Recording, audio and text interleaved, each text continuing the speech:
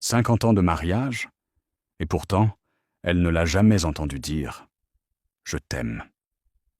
Pourquoi? Ils étaient assis ensemble sur le balcon de leur vieille maison, témoins de leurs rires de jeunesse et de leurs larmes de vieillesse.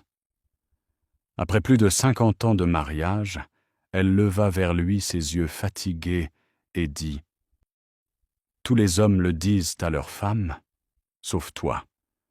Je ne t'ai jamais entendu prononcer « Je t'aime », pas une seule fois. » Il sourit doucement, comme s'il cachait derrière ses rides les secrets d'une vie entière, et répondit « Femme de ma vie, tu as toujours cherché le mot, mais tu as oublié de voir les actes. » Elle, surprise, « Quels actes ?»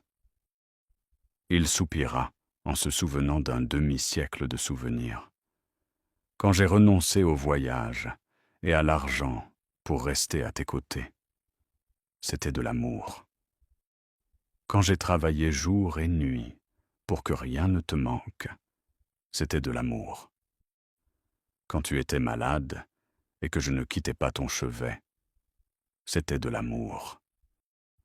Quand tu as vieilli et que je voyais dans tes rides des médailles de beauté, c'était de l'amour.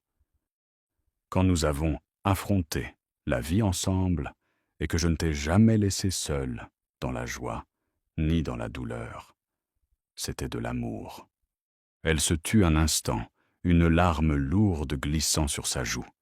Elle dit d'une voix tremblante « Mais moi, je voulais l'entendre. » Il s'approcha d'elle, prit sa main tremblante et murmura « Si un seul mot suffisait, je l'aurais dit des milliers de fois, mais j'ai toujours cru que l'amour se vit, il ne se dit pas.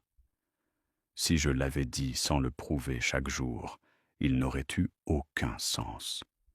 Aujourd'hui, après 50 ans, je te le dis, je t'aime, parce que tu as été toute ma vie. » Elle sourit à travers ses larmes, sentant que ce mot tant attendu depuis un demi-siècle venait enfin de franchir ses lèvres, mais accompagné d'une histoire entière de sacrifice et de fidélité.